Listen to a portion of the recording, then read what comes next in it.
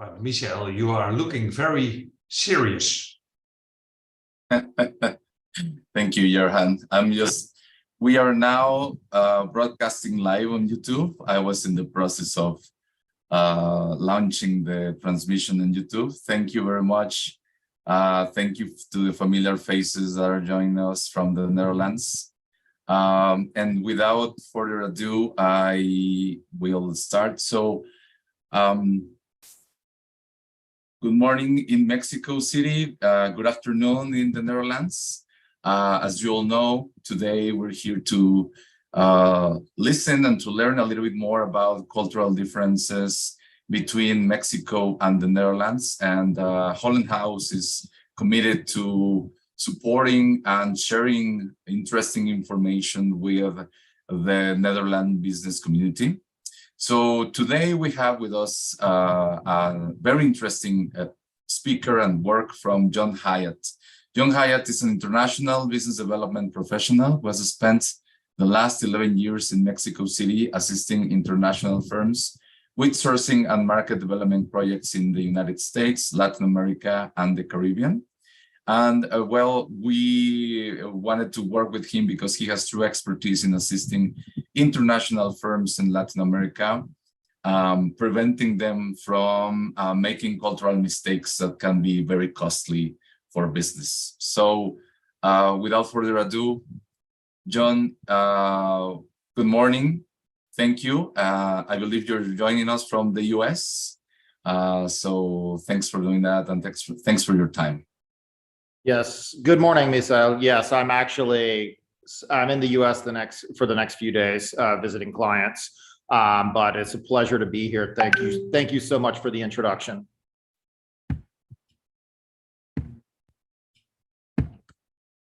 And just so everybody knows, John will be doing the presentation, but feel free to open your mic, and if you have any questions during the presentation, feel free to ask them. And as well, at the end of the session, we'll have a Q&A period.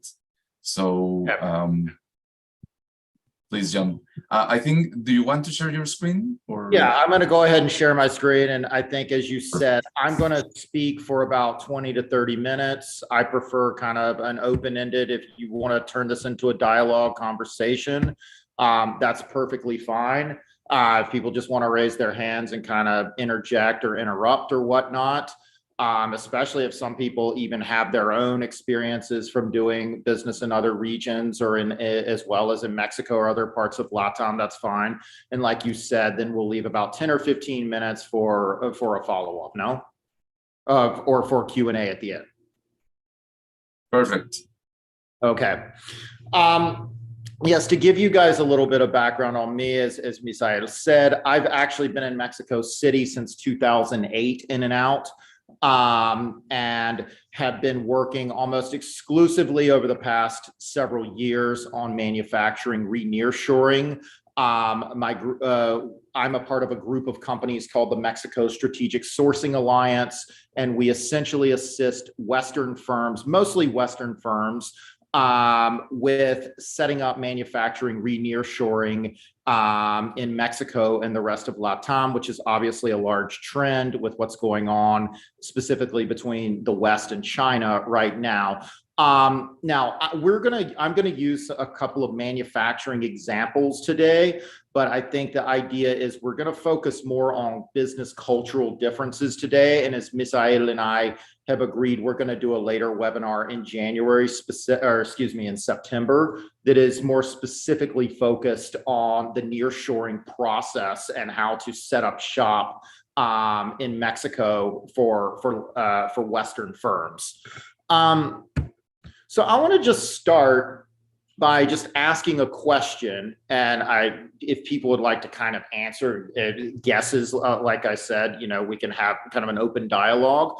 Why do firms fail when doing business in Mexico? In Mexico or the rest of LATAM, but we're specifically focused on Mexico today. Why? Because a lot of companies come to us, and a lot of companies come to Holland House, and they say, look, we tried to set up distribution in Mexico, or we went to a trade show in Guadalajara or Mexico City or Monterrey, and we thought things were going to move forward, and they just didn't for this, that, or other reason.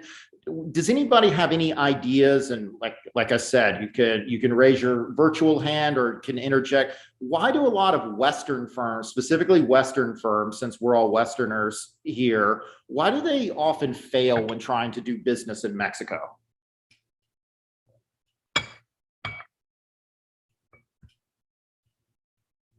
Well, in my opinion, they fail to make real contact with Mexican people. I've been doing business now for a few years in Mexico, and before you get the business, you first have to be a friend, more or less. Yeah, you're absolutely right, Martin, and thank you so much for bringing that in there. And I'm going to talk about that later in this presentation. Not only do you have to be a friend, but you got to get to the business owner, and that's something that us as Westerners, it just, you know, I was visiting clients earlier this over the past week and a half in the United States, and I wasn't with any business owner. They were larger firms, and I was with managers and VPs who were signing contracts, who were writing checks, who were signing off on budgets, on travel expenses for us and our partners. That doesn't happen in Mexico. The owner is the only one who is going to sign off on that, unless it's a very large multinational. So I'm really glad you brought that up, and we're going to get more into it. Does anybody else have any other ideas?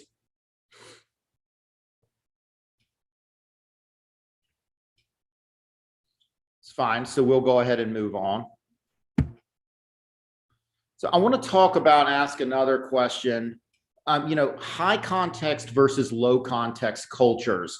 Carlos Correa, who's an American PhD, who I co-authored our book with on the business culture in Mexico. Carlos spent an entire chapter writing about, you know, high context versus a low context culture.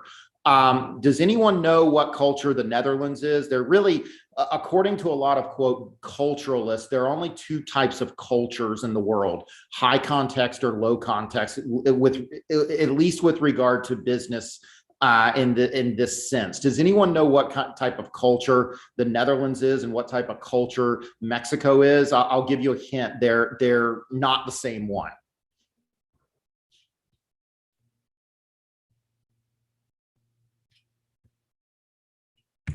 So I'll move on. So Mexico and Latin America are what are called high context cultures, and us in the West, in Western Europe, Canada, the United States. When you get into Western Europe, now when we talk about Italy, Spain, and Portugal and France, it gets a little bit nebulous there, because they're Western, but they're still Latin cultures. But in a sense, kind of what Martin was saying, a high context culture is one in which people value relationships. People value relationships more, and nonverbal communication means more, as is in a country like Mexico. As Martin said, if they want to be your friend first prior to doing business with you. I've worked with Scandinavians who are not my friends. That won't work that way in Mexico. And a low context culture, as is Western Europe, as I said, the States, Canada, you know, things are more about substance. Things are more about, you know, what are the numbers on the table? How fast can this move along? Talking about speed, I want to move into the next slide. And yes, in low context cultures, things move faster. In high context cultures, like a Latin American country like Mexico, things are going to take more time. I cannot overemphasize that enough with clients. And back answering our first question. Okay. Why do countries fail? Why do firms fail in a country like Mexico? From our experience in manufacturing, I would say one of the primary problems is the difference of time. When people want things to be set up as fast as they were set up in China, it's simply not going to happen. And not only are you not going to set up a manufacturing supply chain as fast as you did in China, if a Dutch firm wants to set up a distribution with a Mexican retailer or a Mexican distributor, it's not going to happen as fast as it happens in the UK or Germany or the United States. It simply takes more time. Going back to what Martin said specifically with regards to in-person meetings, face-to-face time, we always tell our clients that if you do not meet them in person, they will not do business with you. I'll give you a quick example. I used to teach, and I think I've told this story to Misael. I used to teach international business at the Tec de Monterrey, which is where Misael studied, which is kind of the Harvard of Mexico. I know I'm getting a smile from Misael. And I used to teach international business there, and I pulled up one day, every semester, I would pull up one of my contracts and I would show my contracts to the students, and I would obviously redact confidential information for my clients and all of that. And I would say, look, we closed this last week or last month. We closed this on Zoom. This client was in Montana or Iowa or Texas or Alabama or wherever. And, we never even met him. We're going to meet him in Mexico, but, this was, for a several $1,000 contract. And the kids literally started yelling at me in class and were like, John, stop lying. You are just this lying American kid. There's no way, no one would. And they started cussing at me a little bit, which I thought was funny. And they said, there's no way that anyone would send money without meeting them. And I said, yes, we met each other on Zoom and Teams, and we signed the contract virtually, and it was done like that. And they literally, from a cultural standpoint, they could not believe that money changed hands just in a virtual format, because it just does not happen in Latin America. They are going to have to meet you in person in any type of B2B endeavor. Now, you want to buy something online or something like that. Yeah, obviously that can be done virtually, but business to business, where there are going to be thousands or hundreds of thousands of dollars, it's going to be done in person. You can get a relationship started on Zoom and WhatsApp, but you're going to have to meet them. And as Martin said, they're gonna, it's a relationship-based culture. Business owners are going to want to get to know you. They're going to want to get to like you.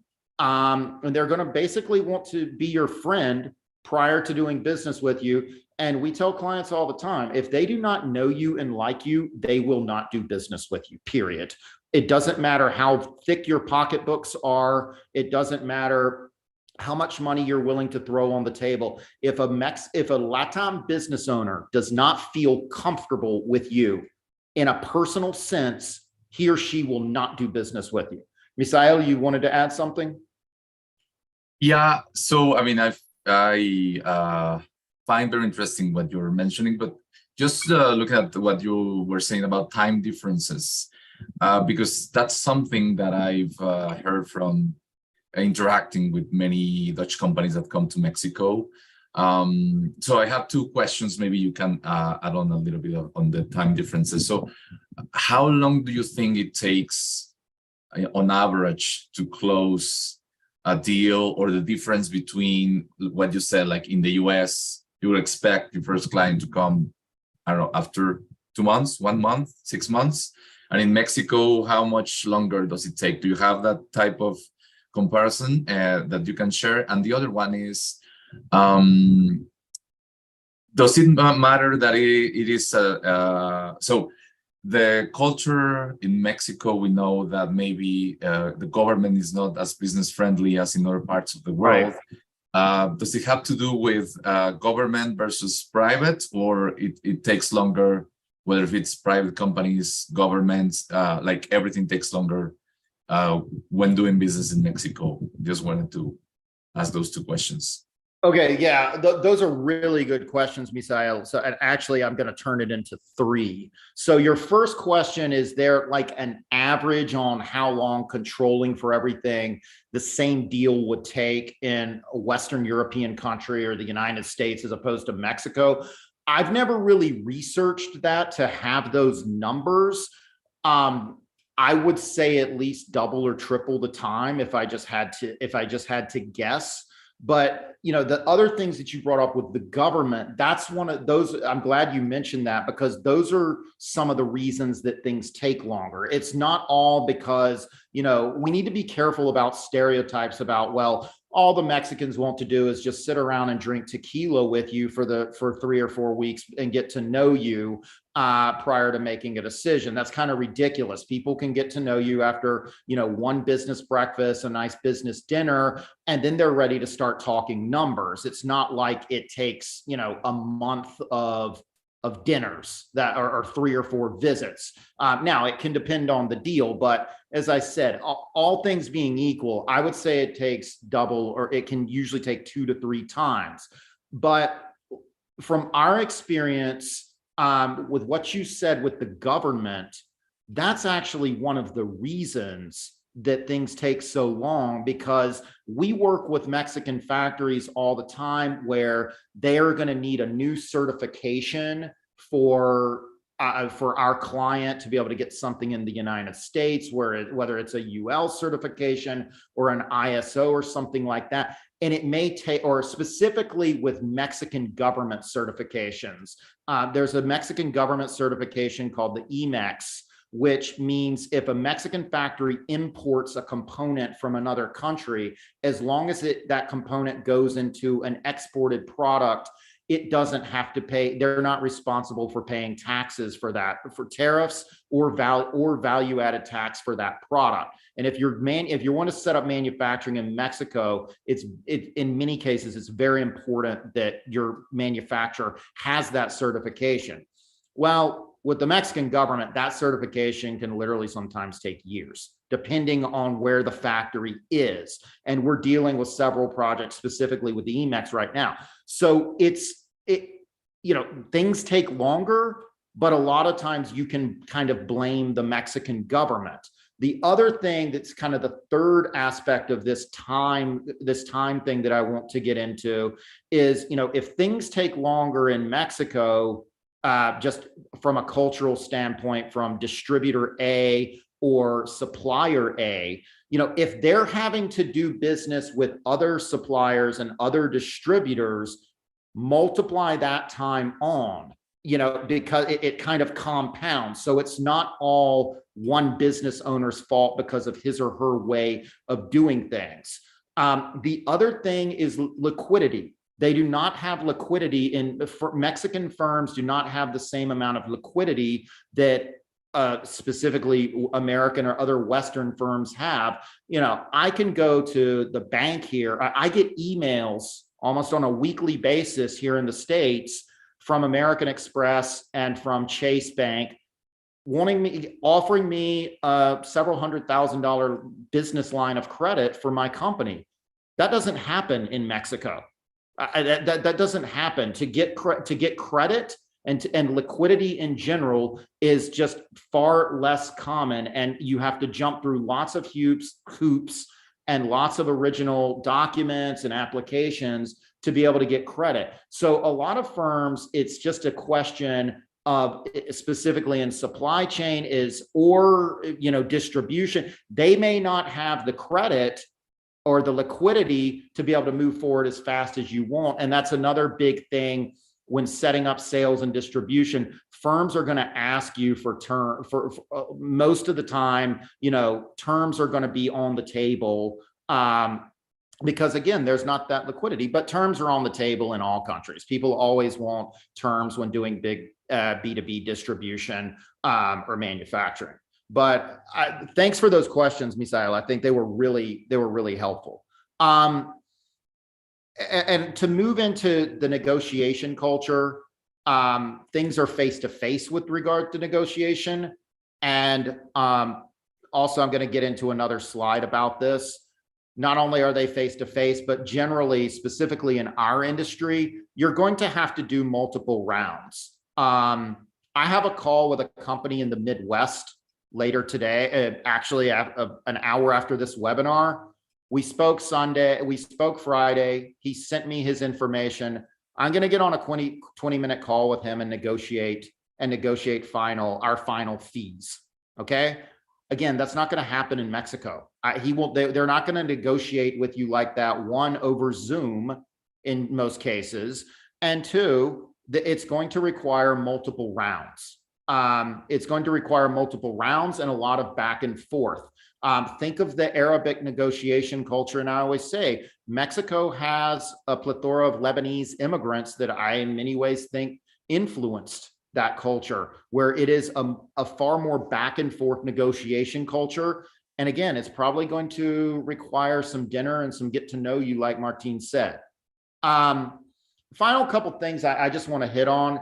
If you're wanting to do business, and I don't think anyone here has this mindset,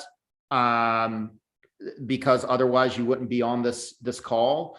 But if you're wanting to say you're going to do business the same way you do it in Amsterdam or London or Berlin or New York, and you just get we've gotten this on several occasions. It was people contact us for one thing or another. They said, I had the exact same model that I used in Europe and in the United States, and that's exactly what I'm going to use in Mexico. Those are really short phone calls for us, because we tell them we can't help them. And in many ways, their same, quote, distribution model could be violation of Mexican federal law for certain things, for not having the right certifications. And sometimes American firms tell us, or American independent contractors tell us they don't care, that they're going to do things their way. And we simply tell them they can't help us. We simply tell them that we can't help them. So if you're going to have that type of mindset, it's probably best to just stay in the Eurozone, or to do business, or for American firms to just continue doing business in the States. And the final thing is, it's going to take more budget, as I said, time, but it's going to take more budget. And the fact that it's a face-to-face culture in Mexico, and the fact that, it's going to require several in-person meetings, if you don't have any type of budget or ability to travel, or to hire reps, or to hire firms that can rep for you, it's going to be very difficult.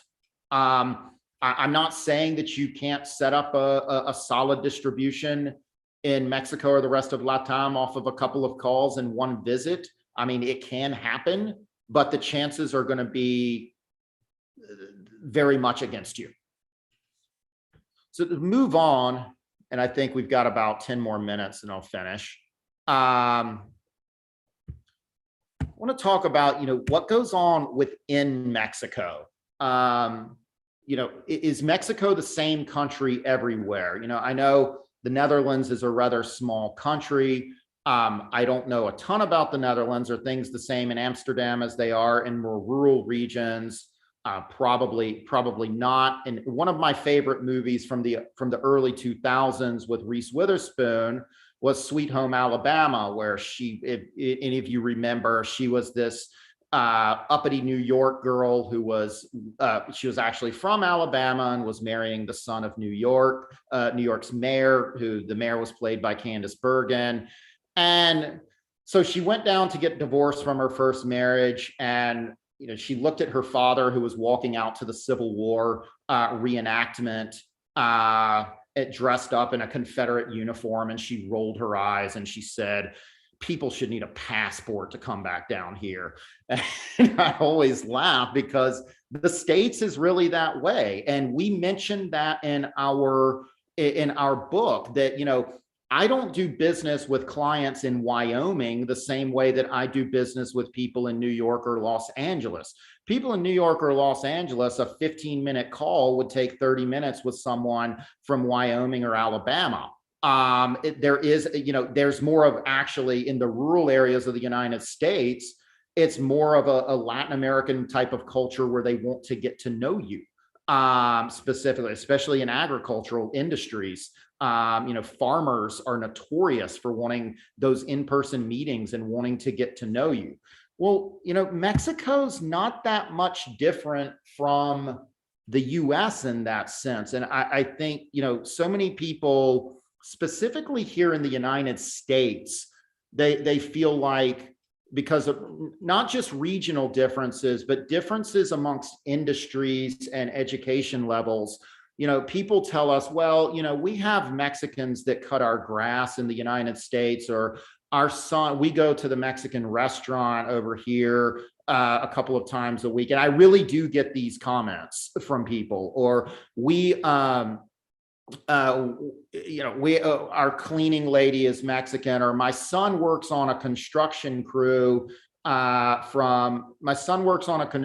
manages a construction crew, and most of those are Mexican. So we understand the Mexican culture.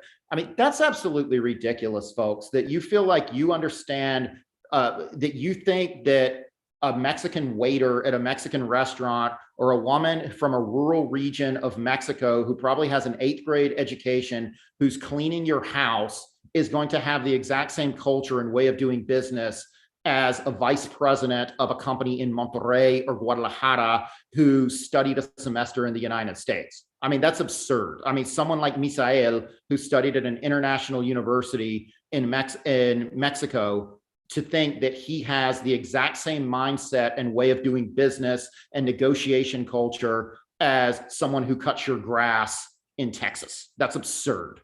But people think that way. And regionally, the differences, not only are there tons of differences based on education level and industry. Northern Mexico is far more westernized, folks. Things do move faster in northern Mexico, specifically with regards to manufacturing. As we say in Spanish, son trabajadores. They don't need as many in-person meetings. They don't want to get to know you as well as someone in another part of Mexico, as say Guadalajara. The further south you go into Mexico, the more the culture is, high context, as we would say. The more it is like the rest of Latin America, the more relationships are going to be valued, and the more time things are going to take. I do a lot of business in Jalisco. In Guadalajara, things run very slowly. Even though it's a major industrialized city, Guadalajara is a very conservative society. Things are people are set in their ways. They're open to doing business with foreigners. They're not prejudiced against foreigners, but you're going to do things their way and at their pace. Okay. So just to finish up, a couple of things.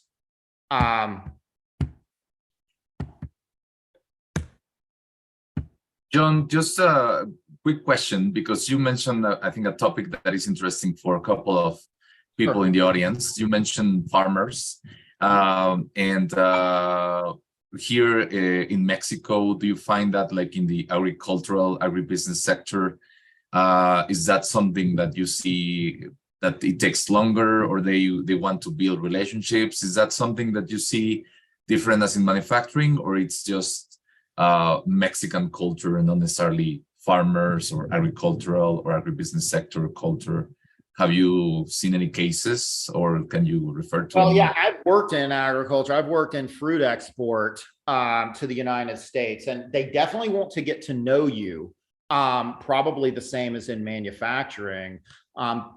My point with farmers is, I think in the West, farmers are far more, people in agriculture are far more slow. Like I gave the example of a rancher in Wyoming or a farmer in Alabama, that what may close via Zoom down here in Charlotte, that rancher in Wyoming or farmer in Alabama is going to want to get to know me in person. So I think on a Western context, farmers are far more conservative in that sense and wanting to meet you in person, people in agriculture. But in Mexican agriculture, absolutely, They absolutely are going to want in-person meetings. And I would say if you're getting into the agriculture business in Mexico, it is even it's going to be far more low tech than you're used to. And people are going to be far more, I don't want to say stubborn, but people are going to be far more doing things the way they were done decades ago, as opposed to perhaps in a country like the Netherlands. So I think you would want to be prepared for a trip back to the old school, I would say. I was going to ask that question because we are preparing to go with a training business for farmers into Mexico. So I was going to ask you that. What do you think? Would they be open, or would it take a lot of effort? They're going to be open to learn, but I think, you're going to have to speak to their culture. It's like Nelson Mandela said in that famous quote, when you speak to a man in his second language, you speak to his mind. When you speak to a man in his first language, you speak to his heart. And I'm not specifically talking about language here, although you are going to need to be speaking in Spanish, but I think you're going to need to come up with cultural contexts and connections to be able to connect with them and get them on board, as opposed to you just a Dutch company coming in to show them how to use showing them how to use your software or your equipment or whatnot, whatever it is. We could talk about that after the call. I mean, Misael has my contact info, but there are definitely, and Holland House has people who have worked specifically with agriculture. And I know people who have Mexicans who have exported to Holland through Holland House or affiliated with Holland House. So there are people, there are those of us who you can talk to who can help you with that. But I think you will definitely need to come up with a strategy to where you can break through those cultural differences. And a lot of it could have to do with food and drink. Just so you don't come across as, the next slide I'm looking at here, are Westerners rude. Sometimes Mexicans feel that we're rude in the West, and we're really not. We're just more direct and to the point. So I don't know. Does that answer your question? I think the key point is, at least that's what I've experienced, is that you do not impose things on people, right? But you're open to, how can I help you? Or, I think it's, but that's also, I think, in many businesses in other countries as well, because you'd first have to connect and find out what do you need before you can impose something on someone. But right. I think in Mexico, that's even more the case. Right. And it will be even more the case in agriculture as well, because again, they're more accustomed to doing things the way they do them. I mean, again, I use the example of Alabama. I mean, people in Alabama here in the States, especially in the rural areas, they're more isolated from, globalization and modernity, just as are people in the rural areas. And they're going to be more accustomed to doing things their way. So I think you're already on the right track, as you said, to not come in imposing, acting like, you're the know-it-all. So, and okay, so finishing up, I already went over Westerners rude, concepts of time. As I said, Martin did a great job talking about, what the value of relationships. And the final thing, don't get annoyed. And, as Janik was discussing, I hope I didn't mispronounce your name. Don't get annoyed by the fact that things may need to move slower in the Mexican countryside, or that, I don't know the specifics of what you're doing, or that, farmers come into a training, or agricultural people, and they're just, they seem to just they seem far more relaxed and laid back and less businesslike, which, you know, very much may be the case, but you just can't get annoyed by that.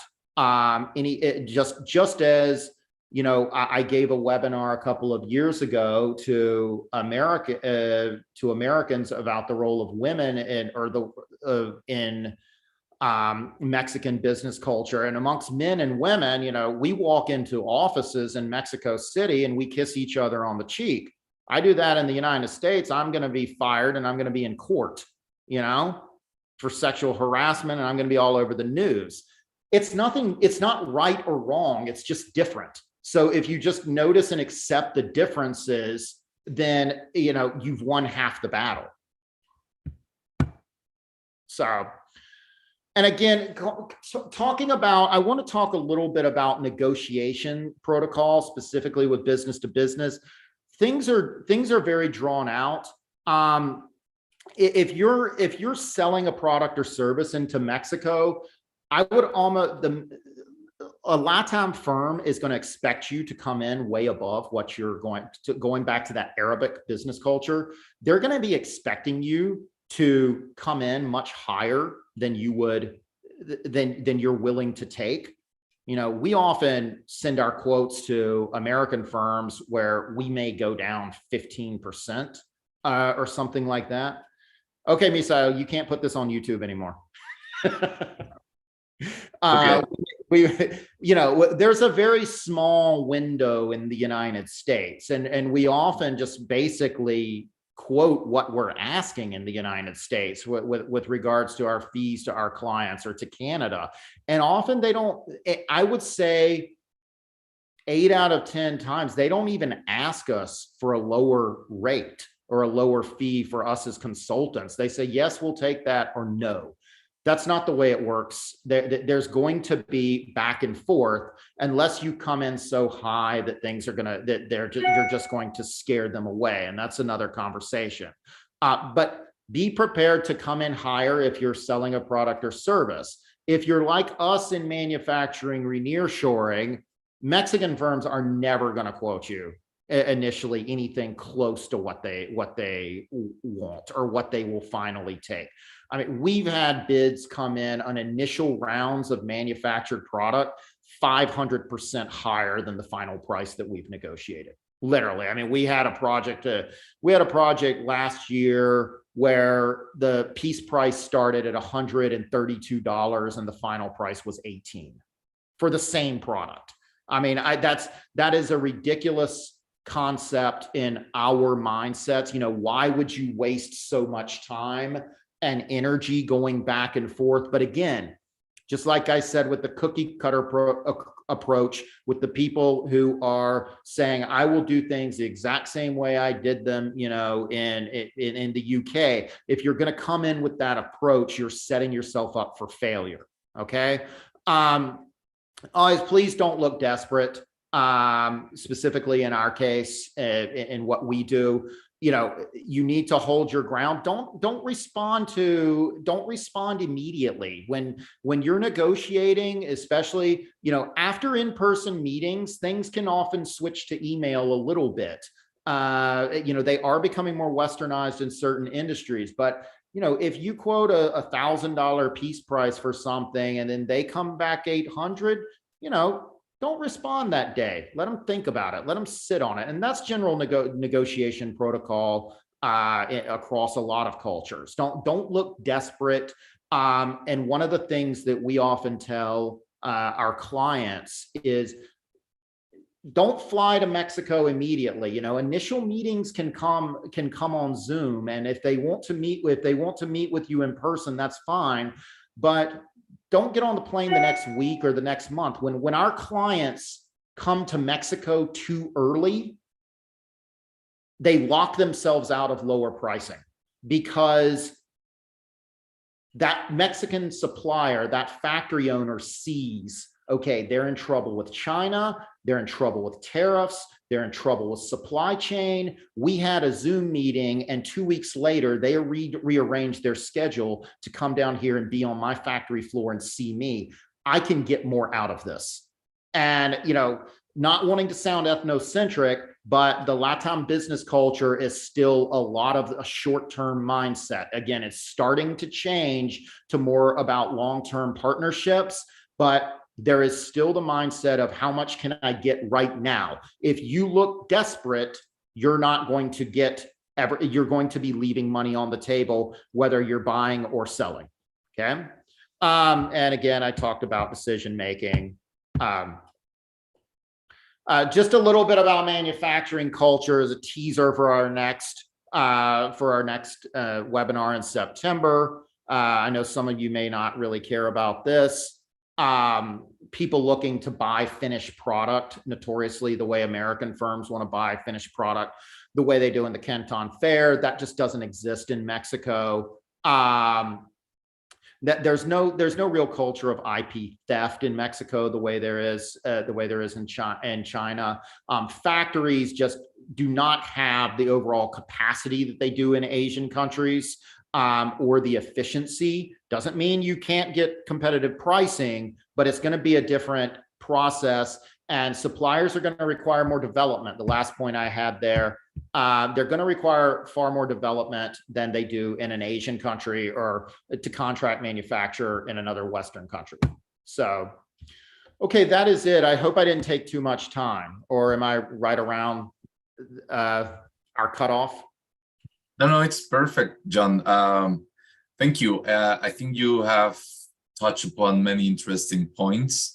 I don't know if somebody in the audience, I mean, now we can move on to Q&A if somebody has any other questions, any comments on what John said. Maybe in your experience, you have faced different things or similar things. If somebody can or wants to share, now would be the time. So feel free and feel free to join and to share.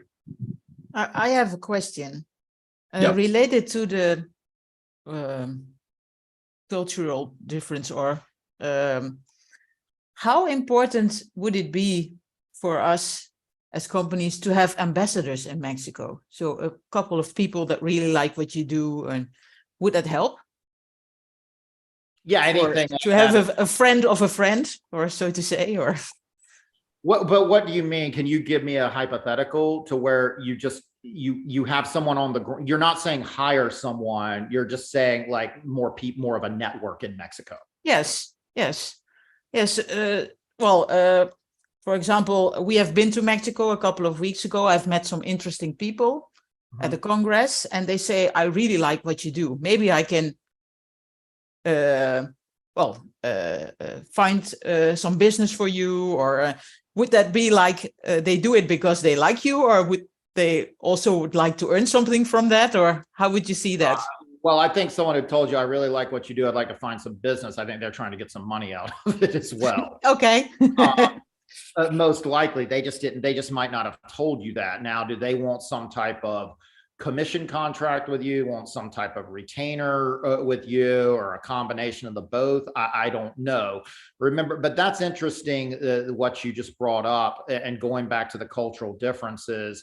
And communication is very indirect in Mexico. And I would say of the Latin American countries, probably Ecuador, Peru, and Mexico are the least direct with regard to communication. They were basically saying to you, I want you to hire me, or I want you to retain me, without asking you for money right there. That's the way. Misael, you're Mexican. Is that the way you would interpret it? Maybe yes. It depends on, maybe they want to gain something, not necessarily you to hire them or money, but it represents a benefit for them to do what they are offering you to do. But John is right. We won't tell that straight away, like, oh, I want to gain something from helping you. That's why I'm helping you. So that's not something that we would say as Mexicans. Yeah, and again, I'm so glad you brought that up, Janeki, because with the cultural, that's a perfect cultural example of how they probably, those individuals or that individual wants to meet you on Zoom and probably wants to sit down for lunch with you at the next time you're in Mexico, or if they happen to be in the Netherlands, and that individual wants to really get to know you and smell you out and you smell them out. The Mexicans use that term. I say we were sniffing each other out the other night at dinner. I've heard people say that down there. So that's probably what that means. And honestly, you're probably not going to find out until you at least get on a Zoom with them. I mean, it's not going to be a cultural concept situation where you email them and say, yes, what can you do for me? You're going to have to, if you're back in the Netherlands, you're going to have to at least do a video call. Yes. Well, that's what I actually did. And there are also some people coming over to the Netherlands in a couple of weeks. So, but the funny thing is that then I told them, I said, well, okay, if you can find business for me or whatever, then we would also have to talk about maybe a compensation for you. And they were like, oh, okay. So maybe I was a little bit too direct, but I don't know, because I think it always has to be a win-win situation. So that's also in my culture of negotiating. Maybe they were surprised, I don't know, but well, I'm interested to see how this ends up. Yeah, especially since they're coming over in the following weeks. Drop me. I'd love for you, even if you don't feel like you need to talk with me specifically, I'd love for you to drop me a note on LinkedIn or an email. I'm interested in how this pans out. Yes. Okay, I will. Perfect. Perhaps, Martin, please. Yeah, I also have a question. I have some experience in doing business in Mexico, and from there I try to go to the US, and I found out that going direct to the US with containers of goods, plastic packaging material, to be specific, is very complicated because of the logistical hubs in the harbors. Mm-hmm. And so somebody told me that maybe there's a possibility to make it easier by going through Mexico. So going through Veracruz and then up with the trucks. Do you have any experience with that? I mean, we are kind of logistics experts in what we do. Although I'm not specifically in logistics. I've heard of that. I mean, there are companies that do that, but there are very few cases where it ends up being cost effective after getting it in and paying all of the, I mean, I don't think you would pay import duties, but it would depend on your product, and then shipping things up through Laredo or wherever it would be. Where can I ask you, where are you trying to bring it in the United States? Well, in the end, it has to go to the north of the United States. But it's going to be a packaging material for dairy, and there are some different hubs so also in the south of the US. That's what I'm looking for. What was it? Alabama. So it's not so far from the Mexican border. But are you shipping from the Netherlands? Yeah, to Mexico, and then well, that's going quite good. But we cannot come into the US because there's no. It's very complicated to get everything on time because of the logistic troubles in the US. It's not only getting it into the harbor and getting the container through the customs, but also getting the right transport on time for the right money to go to the customer. And have you looked at other ports here on the East Coast, the smaller ports? Yeah, many ports. Yeah, New York, Wilmington, North Carolina. They're expanding the port in Savannah, Georgia. Mm-hmm. I'm just brainstorming. I'm no expert on Europe to US trade, but I would think there has to be a better way than moving it through Mexico. I think if you move it through Mexico, you're going to have more problems and more costs. That's my guess. All right. Well, it's not about cost directly, but it's more about reliability. Okay. And And we have, you've looked at New Orleans and all the Florida ports and everything. yeah, yeah. You never know when the customs going to clear the container. And that's, Okay. we have good experience with Veracruz, for instance. That's no issue. Okay, so you have done things through Veracruz. Yeah, many times.